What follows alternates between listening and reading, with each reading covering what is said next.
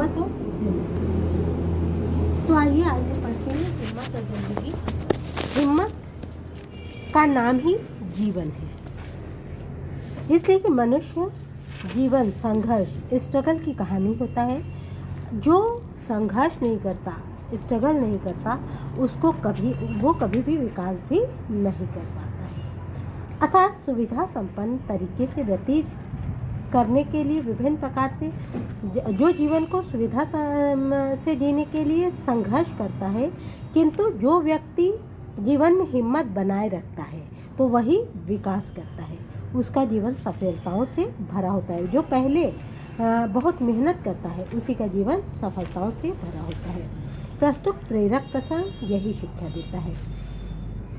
जिंदगी के असली मज़े उनके लिए नहीं होते जो फूलों के छाँव के नीचे खिलते हैं और सूखते हैं, बल्कि फूलों के छाँव के नीचे अगर जीवन का कोई स्वाद छुपा है तो वह उन्हीं के लिए होता है जो रेगिस्तान से चले आ रहे हैं, उनका गला सूखा है और फटे हुए हैं और सारा बदन पसीने से भीग चुका है।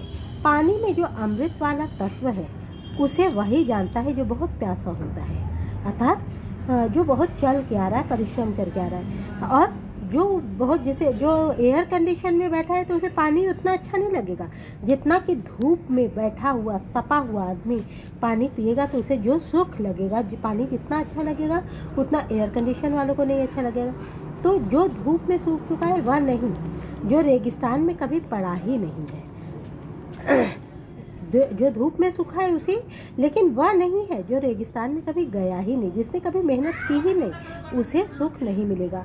सुख देने वाली चीज़ें पहले भी थी और अब भी है, लेकिन फ़र्क है कि जो सुखों का मूल्य पहले चुकाते हैं उनके मज़े बाद में लेते हैं। मतलब फ़र्क ये होता है कि सुख का मूल्य हम पहले चुकाएं, मतलब पहले मेहनत कर लें और बाद में सुखी हो जाए तो स्वाद अधिक मिलता है। लेकिन जिन्हें आराम आसानी से मिल जाता है उनके लिए आराम ही मौत होता है। जो लोग पाँव भीगने के खौफ से पानी में बचते हैं और समुद्र में डूब जाने का खतरा उन्हीं के लिए, कि सोचते हैं अरे पैर भीग जाएगा, तो वो तैरना तो जानेंगे नहीं, तो डूबने का खतरा उन्हीं को होता है। लेकिन जो ये सोचते हैं नहीं, हमें तो लहरों में तैरने का अभ्यास करना चाहिए और हम मोती लेके आएंगे, हम लहरों में तैरेंगे और मोती लाएंगे, अर्थात हम परिश्रम करेंगे तभी तो मोती लाएंगे।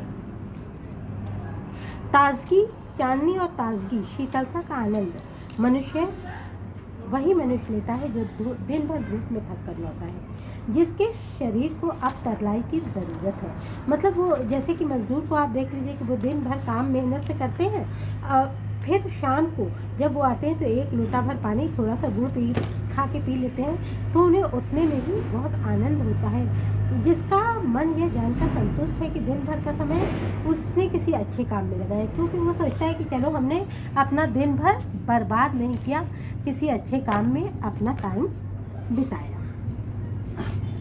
इसके विपरीत वह आदमी भी है जो दिन भर खिड़कियाँ बंद करके पंखों के नीचे छिपा हुआ था और अब रात में जिसकी सेज पर चांदनी में लगाई गई है, अब रात में जिसका बिस्तर चांदनी में लगाया तो उसको चांदनी भी आराम नहीं दे सकती। क्यों नहीं दे सकती? कि वो तो दिन भर ठंडक का ही सुख ले रहा था। अगर दिन भर गर्मी का सुख लेता तो शाम शायद उसे ठंडी अच्छी लगती। तो भ्रम तो शायद उसे भी होता होगा कि चांदनी के मज़े ले रहा है, वो सोचता है शायद, लेकिन सच पूछिए तो खुशबूदार फूलों के रस दिन रात फूलों के रस में वो सड़ रहा है, क्योंकि वो आराम नहीं कर रहा है।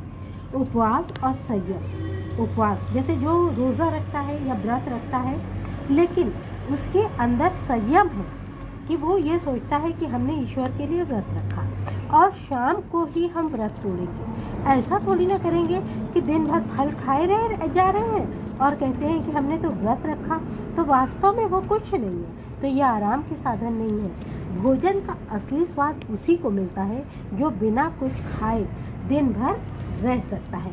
जो भूखा होता है और शाम को कुछ खाता है तो उसे जितना अच्छा लगेगा उसे ऐसे को नहीं अच्छा लगेगा जो 3 टाइम खा रहा हो, एक बार भूखा रहे। तो इसी तरह से अगर हम बहुत मेहनत करते हैं और जब हमारा विकास होता है, जब हम कामयाब हो जाते हैं तो हमें जितनी खुशी मिलती है उतनी हम कामयाब हैं उसके मान लीजिए हमारे पास 10 लाख रुपए हैं, किसी ने 1 लाख और दे दिया तो उतनी खुशी नहीं होगी, क्योंकि हमने तो रुपयों का आनंद ही आनंद लिया है, तो हमें नहीं। लेकिन जो गरीब है उसको अगर 500 रुपये मिल जाए अपनी मेहनत का, तो उसको लगता है कि वाकई ये रुपए कितने ज़्यादा हैं। तो इसीलिए तकेन बुद्धिता ने कहा है कि जीवन का भोग जो है त्याग के साथ करो, जीवन को त्याग के साथ जियो, कि कुछ पेट भर अगर खाना खाओ, अगर तुम्हारे सामने थाली है तो तुम 3 भाग खाओ, 3 भाग खाओ, 1 भाग गरीब के लिए छोड़ दो।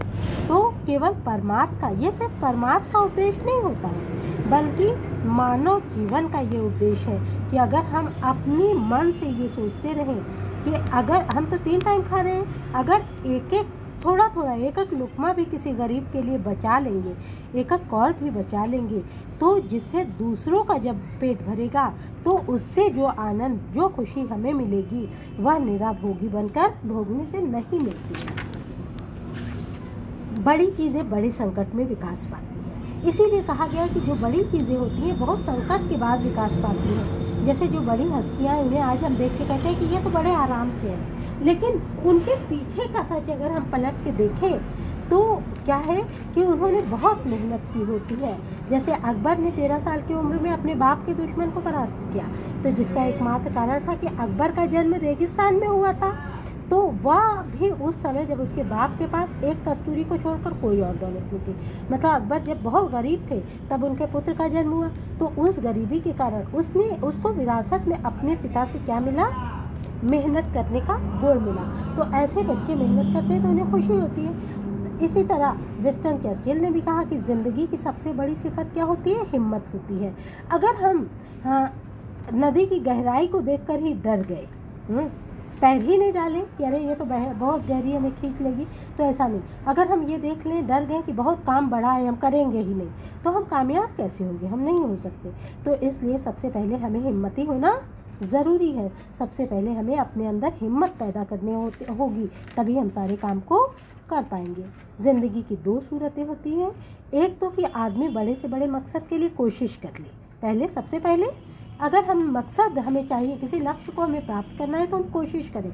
अगर हम कोशिश ही नहीं करेंगे, सिर्फ सोचते रहेंगे, तो हम कभी भी नहीं पा पाएंगे। पंजा डालने के लिए, जैसे कि जगमगाती बिल्ली अगर कहीं पर झपटती है तो पंजा उठाती है, तो उसी तरह हमें भी हाथ बढ़ाना चाहिए।